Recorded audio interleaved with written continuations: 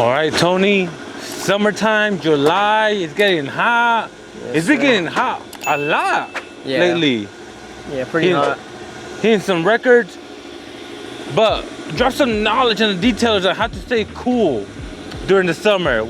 Try to wear light colors. So I know I'm wearing a black shirt. I like my black clothing, but my pants and my sleeves and my hat are like a light colored, so they don't attract the heat as much.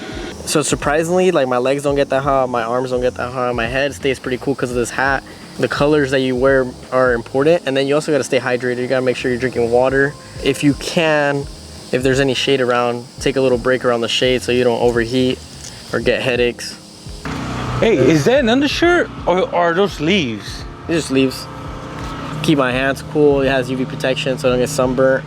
I need to find some gloves that are like this material, because like if I wear regular like gloves, like the black ones that I have, those things, like the heat will make them hotter and then they get soggy inside the glove with the sweat. So I don't like wearing them, but what I've noticed is my hands have been getting sunburnt on the outside. Every time I take this off, you'll be able to see like a line right here. I was just like, and then I'll touch it and it's a little bit sunburnt already, just from being out here for like a little over 2 hours. My hands are already starting to get sunburned. I barely touch it. You can see like the red around it. So I gotta find some gloves that keep my hands cool, but also don't get like, that are durable enough to handle like the detailing products. If you guys know of any gloves like that, let me know in the comments down below. Hey Tony, so when you're detailing cars, I don't know, correct me if I'm wrong, I heard black cars are the worst to clean when it's hot. Not really for me, since we're using spot-free water. If we weren't using spot-free water, then yeah, it'd be a little more annoying. I think the only annoying part is if you have like a very sensitive black paint and that is already like fully corrected and coated, and you're just trying to maintain that look and not add any swirls or imperfections to it, then it's a little bit more like stressful. So Tony, what about the detailers that don't have spot-free water yet? What's the best advice you got for them? Don't let the water dry up on the surface. They sell some products that you can use so that the water like beads up and kind of avoids getting water spots in a way. It has like softeners in the product. There's some soaps that have softeners as well, where it'll kind of dilute in the mix of the water and not create as much of water spots. But you also got to work quicker. So you got to be more speed into it, try to dry it faster. Because when I first started, I didn't have spot-free water. I was using the client's water source. So to not have an issue, I'd have to move around the vehicle quickly or work section by section. Not try, if it was like a big truck, I'd have to do like half of it first and then the other half. All right, Tony. So let's say worst case scenario, a detailer out there gets water spots on the customer. He's done, customer calls and says, hey, you left some water spots on my car. What can he do about it? Is it a full refund? Is it a polish? No, I'll just take care of it. So depending on the affected areas, depending on how many like water spots you got, you should try out, be able to use like just a water spot removing product. You shouldn't have to polish it, especially if it's pretty fresh. It shouldn't be as bonded to the paint as if it were like setting there for weeks or months. So it shouldn't bake in necessarily. I would just go there and try to fix it. But you also got to be careful because sometimes the vehicles already have water spots. So you got to make sure you have proof that it already had water spots, or keep a record or pictures just to make sure. All right, Tony, for other new detailers out there, what are some jobs you should never do outside in the heat when it's like over 100? Full paint corrections. Never?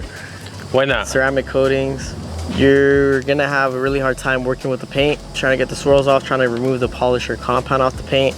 They do make some products, like we're able to do our works package outside, but that's just like a light polish just to get a light improvement, like not really focusing on swirl removal, more about focusing on like removing light oxidation and getting a shine back. And those are a little bit easier to work with in the sun, but if it's really, really hot, even those we prefer to like find some shaded area or something outside.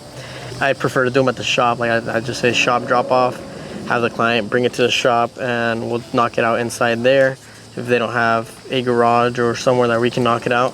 But yeah, with the ceramic coating as well, even if it's like, I've tried those ceramic coatings that say like you can use them outside, but if it's like over 75 degrees, you have to remove them faster. I noticed that when you remove them way too fast, like to try not to have them grab or stick on the paint, it doesn't last as long like the durability. They're not that easy to work with in the heat and the sun, especially when you're in direct sunlight. What about canopies? How do you feel about that? They're all right. They work for some people, they don't work for me. I know you can like put weights on so they don't fly away or whatnot, but I've seen them even fly away when the winds get high, especially like if you're working in Fontana area, which I work there a lot. It's pretty windy in that city. If they fly away and smack a car, go to the street or fly anywhere, it's a hassle. And then setting it up and setting it down, especially when you're only doing like 1 or 2 cars per location and you're driving to multiple locations. We usually do around 5 locations per day, sometimes more than that. And it would be a headache and just a hassle to keep setting it up and setting it down and just putting it up and down, up and down, up and down the whole day. So I just prefer to wear my hat and cover up and just go like that, go about it that way. All right, Tony, last question, man. There's a brand new detailer out there. They hate working in the sun. They can't take the heat. Is it possible to work around that, or are they in the wrong business? They're gonna have to get a shop or work for someone that has a shop. If they get a shop, they'd have to look for shops with AC, because even in shops it gets hot if they don't have an AC system. They just got like a swamp cooler or fan, which usually they don't even run most of the time, depending on the details they're doing inside a shop, because it can create dust or more mess. So yeah, I'd say find a shop or that you have AC in if you want to stay cool, nice and fresh. And other than that, if you can't afford a shop or you don't want to go that route, you maybe just a canopy, but you're still gonna feel the heat, especially because the canopy is not gonna cover the entirety of the vehicle. And then what I do is wear these, try to stay as fresh as possible with these. And that's it. It's kind of part of the job, especially when you're doing mobile detailing. All right, well, there you guys have it. That's my advice on how to stay cool when you're detailing during the summer. Hey, but let me know what you guys do to stay cool during the summer. Drop it down in the comments down below. And remember, if you guys like this type of content, please make sure to like and subscribe. And I'll see you guys in the next one. Thanks for watching.